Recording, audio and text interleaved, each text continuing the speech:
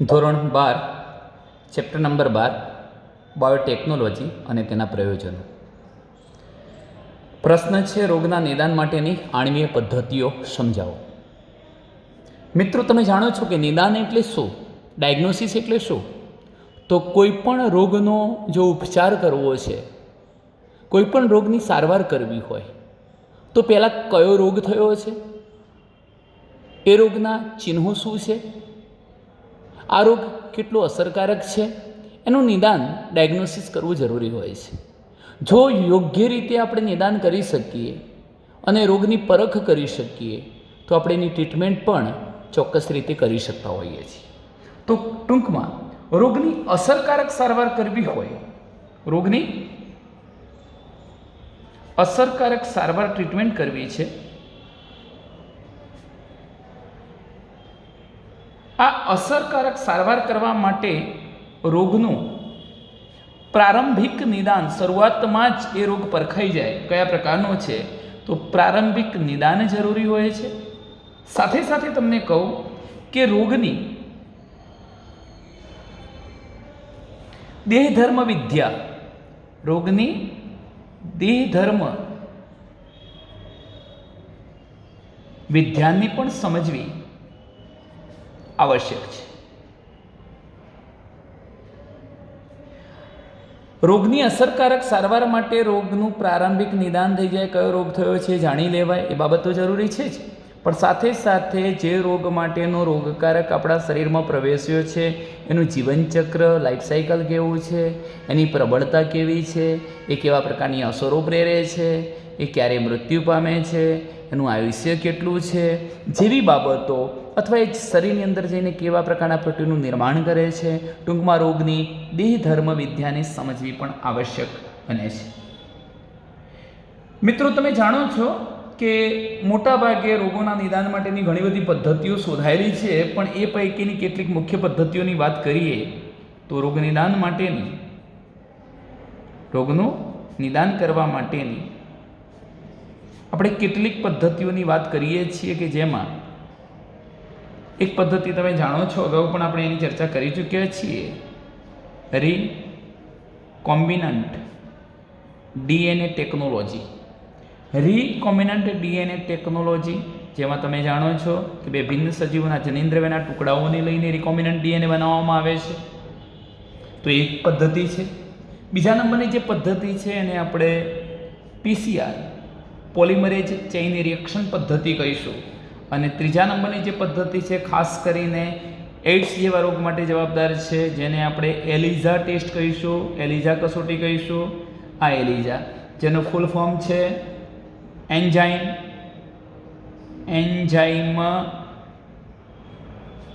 Linked immuno સોર્બન્ટ એસે, enzyme linked immuno સોર્બન્ટ એસે તરીકે આપણે એને ઓળખાવીએ છીએ. મિત્રો, આ ત્રણેય પદ્ધતિઓ દ્વારા રોગનું નિદાન આપણે કરી શકીએ, રોગને જાણી શકીએ. કેન્સર છે, એઇડ્સ છે, એવી ભયાનક બીમારીઓ થઈ છે કે કેમ એને આપણે જાણી શકીએ છીએ. એમાંથી મુખ્ય પદ્ધતિ એલિઝા વિશે આપણે ચર્ચા કરવાની છે. એ પહેલાં શરૂઆતની બંને પદ્ધતિઓ વિશે પણ થોડીક માહિતી મેળવવાના છીએ, તો જરા અહીં ધ્યાન રાખો. તમે જાણો છો કે આપણને જે બેક્ટેરિયા અને વાયરસજન્ય જે રોગો થાય છે, બેક્ટેરિયા અને વાયરસ દ્વારા, બેક્ટેરિયા અને વાયરસ દ્વારા થતા રોગોના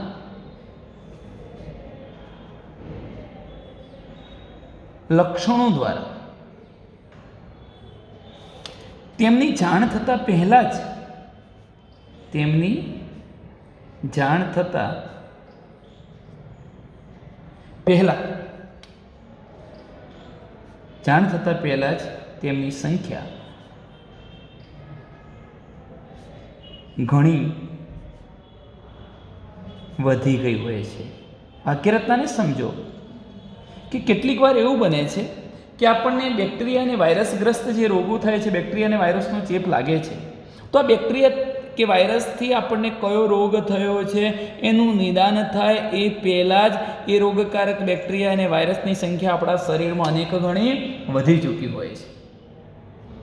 જ્યારે બેક્ટેરિયા કે વાયરસની સંખ્યા બહુ ઓછી હોય આપણા શરીરમાં, એટલે શરૂઆતનું ઇનિશિયલ સ્ટેજ હોય એમના આક્રમણનું, આપણે એમ કહી શકીએ કે જ્યારે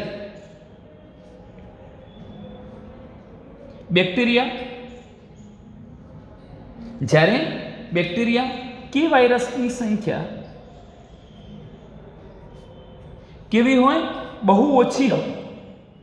આમની સંખ્યા બહુ જ ઓછી હોય ત્યારે જો આપણે એની ઓળખ કરવી છે, આપણે કયો રોગ થયો છે એની ઓળખ કરવી છે, તો એ માટે ઉપયોગી પદ્ધતિ કઈ છે?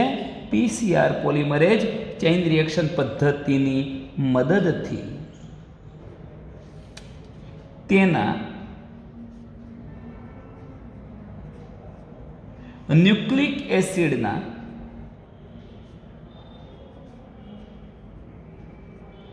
પ્રવર્ધન દ્વારા એમ્પ્લિફિકેશન પ્રવર્ધન દ્વારા કરી શકાય. બરોબર, જરા ધ્યાનથી સમજો કે આપણને કયો રોગ થયો છે. જો એને જાણવું છે તો જ્યારે આપણા શરીરમાં બેક્ટેરિયા અને વાયરસનું આક્રમણ ઓછું હોય, એમની સંખ્યા ઓછી હોય, એ વખતે આપણે શું કરી શકીએ? પોલિમરેજ ચેઇન રિએક્શન પદ્ધતિની મદદથી એ બેક્ટેરિયા કે વાયરસનું જે ન્યુક્લિક એસિડ જનીન દ્રવ્ય છે એની સંખ્યામાં વધારો કરી અને આપણે રોગનું નિદાન કરી શકીએ. હવે કેવી રીતે? તો મિત્રો, જ્યારે બેક્ટેરિયા અને વાયરસનું પ્રમાણ શરીરની અંદર ઓછું હોય એટલે સ્વાભાવિક છે કે એ વખતે એનું જનીન દ્રવ્ય પ્રમાણમાં પણ કેવું હોય?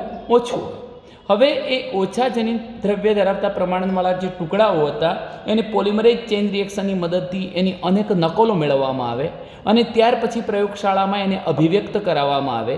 આપણે અભિવ્યક્ત કરાવીશું એટલે ચોક્કસ પ્રકારનું એ પ્રોટીન કે એન્ટીજન બનાવશે અને પછી આપણે પ્રયોગશાળા લેબની અંદર એના દ્વારા બનેલું જે એન્ટીજન હતું એને મારવા માટેના જે રસાયણો કે દવાઓયુક્ત પેટ્રીડીસમાં જ્યારે એને અલગ અલગ સ્વરૂપે નાખીશું, કઈ દવાથી એનો નાશ થાય છે એના આધારે આપણે નક્કી કરીશું કે આ વ્યક્તિને આ રોગ થયો છે. તો તેવી પદ્ધતિને આપણે PCR પોલિમરેજ ચેઇન રિએક્શન પદ્ધતિ કહીએ છીએ. ઘણી વખત મિત્રો એડ્સનો જે દર્દી છે તો એ સંભવિત એડ્સના દર્દીઓમાં HIV ઓળખ માટે પણ આપણે સામાન્ય રીતે PCRનો ઉપયોગ કરીએ છીએ. તો બીજો હું તમને કહું છું PCRનો ઉપયોગ, કે PCRનો ઉપયોગ સામાન્ય રીતે મેં તમને કહ્યું એમ કે એડ્સના દર્દીઓમાં HIV વાયરસ છે કે નહીં, HIVની પરખ માટે અથવા HIVની ઓળખ માટે પણ PCR પદ્ધતિનો ઉપયોગ થતો હોય છે. ચલો મિત્રો, ત્યાર પછીની વાત આપણે અહીંયા કરીએ છીએ, જરા ધ્યાન રાખીશું કે તેનો ઉપયોગ કેન્સર સંભવિત દર્દીઓના જનીનોમાં વિકૃતિની તપાસ અને અન્ય ઘણા બધા આનુવંશિક રોગોની તપાસ માટે પણ થાય છે. તો એનો મતલબ એવો થયો PCRનો અન્ય ઉપયોગ કયો છે? તો PCRનો ઉપયોગ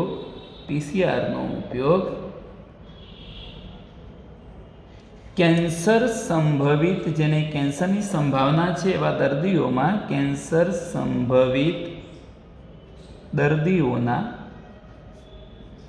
જનીનોમાં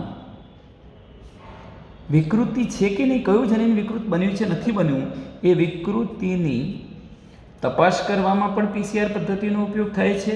ઉપરાંત મેં તમને કહ્યું કે કેટલાક આનુવંશિક જે રોગો છે એવા આનુવંશિક રોગો જનીનિક વિકૃતિના કારણે જ આવ્યા હોય છે, એટલે આનુવંશિક રોગોની તપાસ માટે પણ કઈ પદ્ધતિ ઉપયોગી છે?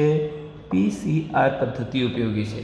તો આ ટૂંકા પ્રશ્નો થશે કે PCR પદ્ધતિમાં શું કરવામાં આવે છે? જ્યારે બેક્ટેરિયા અને વાયરસ ગ્રસ્ત જે દર્દી હતો એ દર્દીના શરીરમાં બેક્ટેરિયા અને વાયરસની સંખ્યા ઓછી હોય એ વખતે એના જનીન દ્રવ્યને લઈને પ્રવર્ધન એની સંખ્યામાં વધારો કરવામાં આવશે.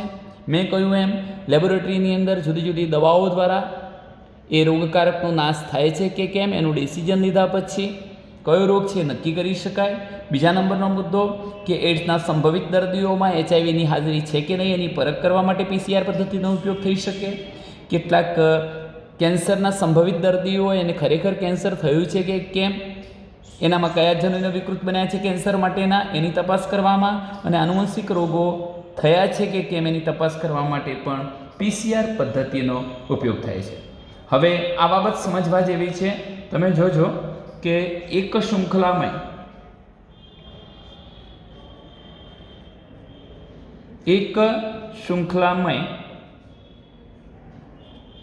DNA અથવા તો કેટલાક સજીવોમાં જનીન દ્રવ્ય તરીકે કોણ હોય છે? RNA. તો એક શૃંખલામય DNA લેવું, કાં તો એક શૃંખલાવાળું જ RNA હોય તો RNA લેવું, અને એ DNA કે RNA સાથે આપણે કોને જોડીએ છીએ? રેડિયો એક્ટિવ અણુને. રેડિયો એક્ટિવ હાઇલાઇટ થઈ શકે એવા રેડિયો એક્ટિવ અણુ, જેને આપણે પ્રોબ પણ કહીશું. પ્રોબ, રેડિયો એક્ટિવ પ્રોબને જોડીને, અણુને જોડીને કોષોના ક્લોનમાં તેના પૂરક DNA સાથે, આપણે આને સમજીએ છીએ, પૂરક DNA સાથે સંકરિત કરાય છે, જેને શું નામ અપાય છે? Auto radiography. શું કહીશું આપણે? ઓટો રેડિયોગ્રાફી કહીશું. અને એ ઓટો રેડિયોગ્રાફી દ્વારા ઓળખવામાં આવે છે. ધ્યાનથી આ મુદ્દાને સમજો. જો મિત્રો, એક શૃંખલામાં DNA લેવું છે, એનો મતલબ કે DNAની 2 શૃંખલા હતી, તો આપણે એક શૃંખલાવાળું DNA લીધું, કાં તો RNA લઈશું. આ RNA છે, જો કે એ પણ એક શૃંખલાવાળું જશે. ત્યારબાદ આપણે શું કરવું છે કે આવા DNA કે RNA સાથે આપણે રેડિયો એક્ટિવ પ્રોબને જોડીએ છીએ. ધારો કે આ રેડિયો એક્ટિવ પ્રોબ છે. આ શું છે? રેડિયો એક્ટિવ પ્રોબ છે. અને ત્યારબાદ કોષોના ક્લોનમાં તેના પૂરક DNA, એટલે કે આ ધારો કે આ DNA શૃંખલાથી વિરુદ્ધ પૂરક ક્રમ ધરાવતી શૃંખલા સાથે, આ પૂરક શૃંખલા થઈ, એવું નહીં કરી શકાય કે પૂરક શૃંખલા સાથે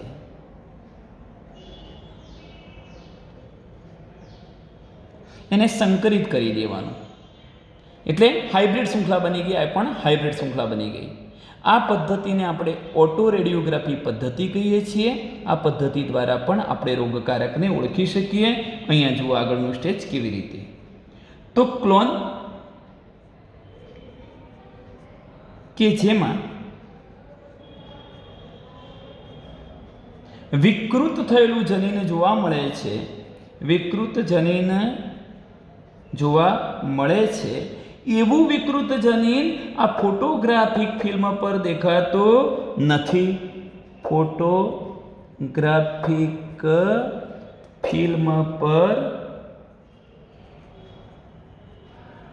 દેખાતું નથી. બરોબર, ધ્યાનથી સમજીશું કે આપણે શું કરવું છે કે આનુવંશિક રોગ માટે જનીન વિકૃતિ આવી છે, જનીન વિકૃત થયું છે, અથવા કોઈ કેન્સર માટે જનીન વિકૃત થયું છે, તો એવા વિકૃત જનીનને કેવી રીતે શોધી શકાય? સામાન્ય રીતે તમે વિચારો કે એક શૃંખલામાં DNA લઈએ છીએ, કાં તો રોગકારકનું એક શૃંખલામાં RNA લઈએ છીએ.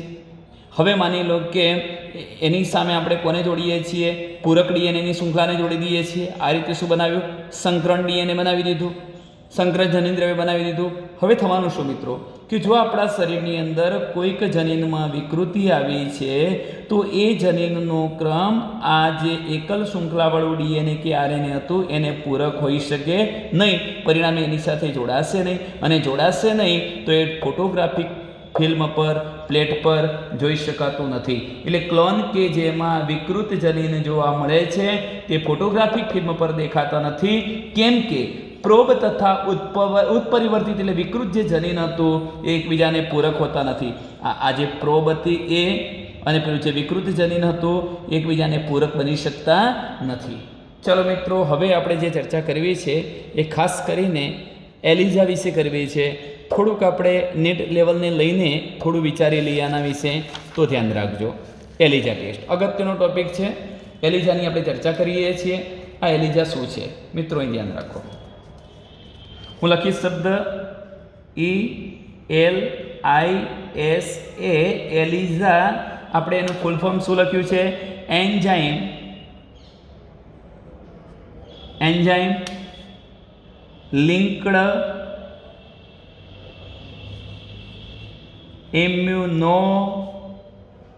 ઇમ્યુનો સોર્બન્ટ એસે. આ એનું ફૂલ ફોર્મ છે, પૂરું નામ છે. હવે તમે જાણો છો કે આ એલિઝા ટેસ્ટ શા માટે કરવામાં આવે છે? તો એલિઝા ટેસ્ટ ખાસ કરીને એઇડ્સ થયો છે કે નહીં, અથવા એઇડ્સ માટેના HIV વાયરસની હાજરી છે કે નહીં, HIVની હાજરી છે કે નહીં એની ચકાસણી માટે એલિઝા ટેસ્ટ કરવામાં આવે છે. હવે જે વ્યક્તિમાં આપણે એલિઝા ટેસ્ટ કરીએ છીએ તો એ એલિઝા ટેસ્ટની અંદર લેબોરેટરી ટેકનિશિયન કે નિદાન કરનાર શું શોધે છે? તો એ વખતે શરીરમાં બનનારા અથવા પ્રયોગશાળામાં બનનારા એન્ટીજન એન્ટીબોડી સંકુલને શોધવામાં આવે છે. આ ટેસ્ટની અંદર એન્ટીજન એન્ટીબોડી સંકુલ શોધવામાં આવે છે. કેવી રીતે સમજીએ છીએ? શોધવામાં આવે છે. હવે કેવી રીતે એ પહેલાં હું તમને કહી દઉં કે આ એલિઝા જે ટેસ્ટ છે એ ટેસ્ટની શોધ કોણે કરી હતી? તો 1971માં એંગમેન અને બીજા હતા પર્લમેન. તો આ ટેસ્ટની શોધ 1971માં એંગમેન અને પર્લમેને કરી હતી. આ ઉપરાંત એને સહયોગ કોણે કર્યો હતો? તો વિમેન અને સ્કર્વ્સ. કોણ? વિમેન અને સ્કર્વ્સ નામના વૈજ્ઞાનિકોએ એમના કાર્યમાં સહયોગ દર્શાવ્યો હતો. ચલો મિત્રો, આ જે ટેસ્ટ કરવાનો છે એલિઝા ટેસ્ટ એઇડ્સની ચકાસણી માટે, HIV છે કે નહીં એની ચકાસણી માટે, તો એના માટે સર્વપ્રથમ એક પ્રયોગશાળાની અંદર પોલિસ્ટાયરીન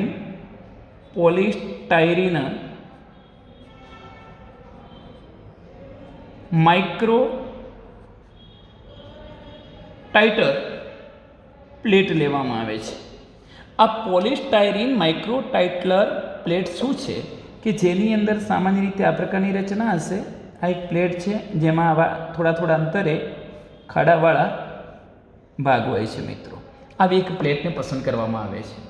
હવે તમે એ પણ જાણો છો કે જે વ્યક્તિને એઇડ્સ થયો છે, HIDS AIDS acquired immunodeficiency syndrome, એ કોના કારણે થયો? HIV વાયરસના કારણે, હ્યુમન ઇમ્યુનો ડેફિશિયન્સી વાયરસના કારણે. અને આ જે વાયરસ છે એ કેવા પ્રકારનો વાયરસ છે? રેટ્રોવાયરસ છે. રેટ્રોવાયરસનો અર્થ પણ તમે જાણો છો કે એની અંદર રિવર્સ ટ્રાન્સક્રિપ્શનની પ્રક્રિયા કરાવી શકે એવો રિવર્સ ટ્રાન્સક્રિપ્ટેજ ઉત્સેચક આવેલો હોય છે. હવે રિવર્સ ટ્રાન્સક્રિપ્શન એટલે શું મિત્રો? તો સામાન્ય રીતે ડીએનએમાંથી મેસેન્જર આરએનએ બનવું જોઈએ, પણ આનું જનીન દ્રવ્ય કોણ હતું? RNA. એટલે આ RNAમાંથી DNA બને તો તેને રિવર્સ ટ્રાન્સક્રિપ્શન પ્રક્રિયા કહેવાય. એ માટે જવાબદાર ઉત્સેચક રિવર્સ ટ્રાન્સક્રિપ્ટેજ ઉત્સેચક હશે. માટે આ વાયરસને શું કહેવાય? રેટ્રો વાયરસ કહે છે. આપણે થોડીક એની રચનાની વાત કરી લઈએ છીએ. તો આ HIV વાયરસ હોય છે કેવો મિત્રો? તો HIV વાયરસમાં હું અહીંયા એક બાબત બતાવું. ધારો કે આ HIV વાયરસ છે, એનું આ મેં અંદર બતાવ્યું છે, એનું જનીન દ્રવ્ય RNA છે. આ એનું જનીન દ્રવ્ય RNA છે. રેટ્રોવાયરસનું જનીન દ્રવ્ય RNA છે.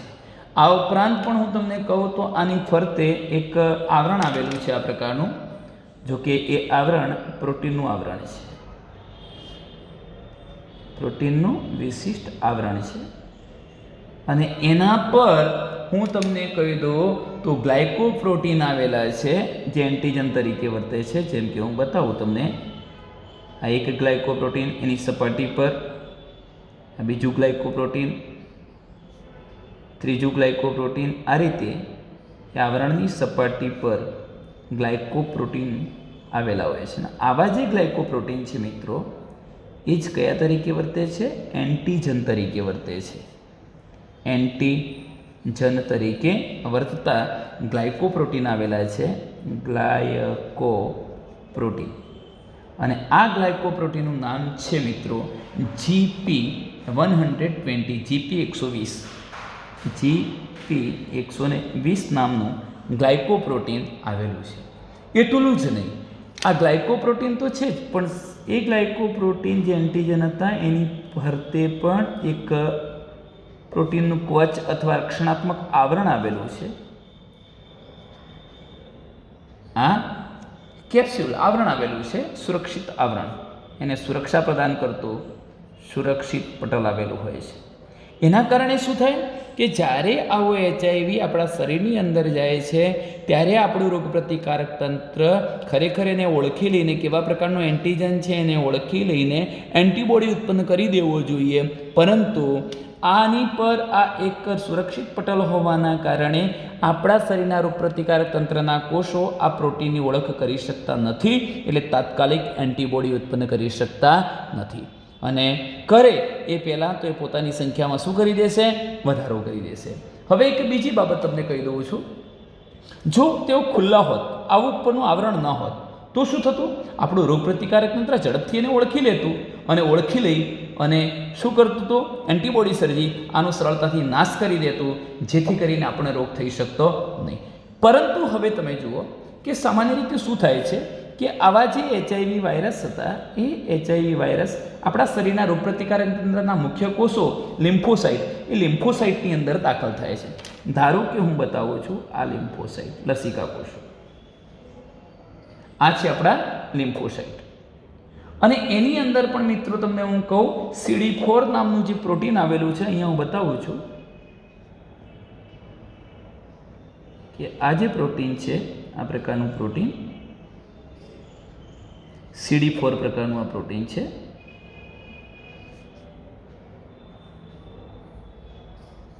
આ પ્રોટીન એને CD4 પ્રકારનું પ્રોટીન કહીશું. આ પ્રોટીન છે ક્યાં? લિમ્ફોસાઇટ, લસિકા કોષો પર. હવે તમે વિચારો કે આને કોઈ પણ રીતે આક્રમણ આ કોષો પર કરવું છે, રોગપ્રતિકારક તંત્રના કોષો નાશ પામી જાય તો સરળતાથી આપણને એડ્સ થઈ શકે. કેવી રીતે થાય છે? તો એ પણ વિચારો કે જ્યારે આ બંને એકબીજાના સંપર્કમાં આવે છે, આ સંપર્કમાં આવ્યા, કોણ કોણ સંપર્કમાં આવ્યા છે? તો મેં તમને કહ્યું એમ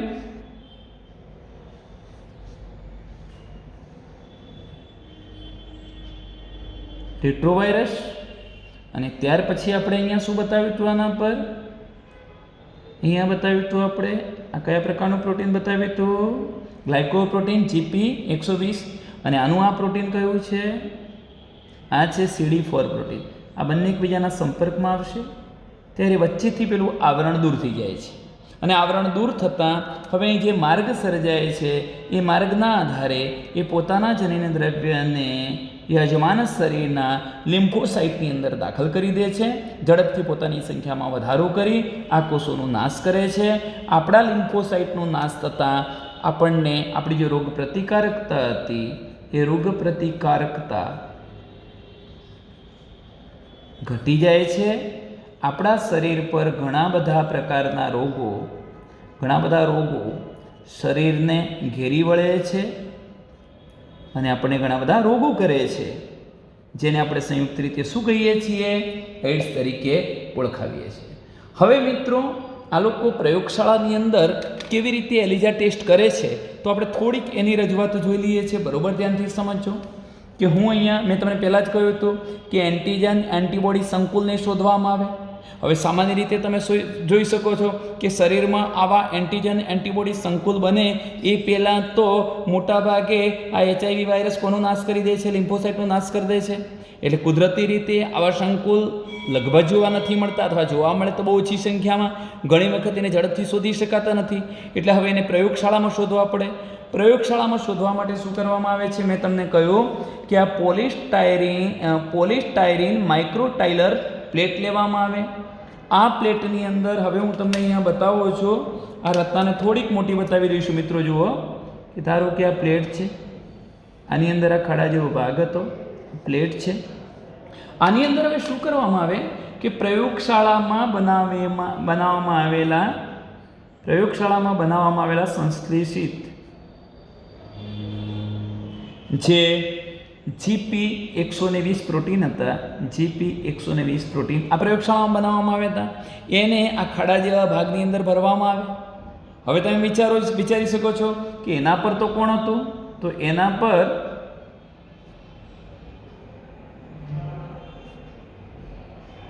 આ એન્ટીજન તરીકે વર્તા ગ્લાયકોપ્રોટીન હતા. હવે થવાનું શું કે દર્દીનું, જે વ્યક્તિને એઇડ્સ થયો છે અથવા એની સંભાવના છે, એનું સીરમ રુધિરરસ લેવાનું, અને રુધિરરસની અંદર એન્ટીબોડી, એ એન્ટીબોડી શું કરશે કે એને અનુરૂપ જે એન્ટીજન હતા એની સાથે જઈને જોડાઈ જશે. આ કોણ બની ગયા? બધા એન્ટીબોડી. સાથે સાથે અહીંયા એક ઉત્સેચક પણ જોવા મળશે. અહીંયા એક ઉત્સેચક પણ તમને જોવા મળવાનો છે મિત્રો. તો મારો કહેવાનો આશય એવો છે કે આખું એક સંકુલ બનવાનું. પ્રયોગશાળામાં સંશ્લેષિત કરવામાં આવેલા HIV વાયરસના GP120 પ્રોટીનને પોલિસ્ટાયરીન માઇક્રોટાઇલર પ્લેટમાં રાખવામાં આવ્યા, એની સપાટી સાથે એને એટેચ કરવામાં આવ્યા.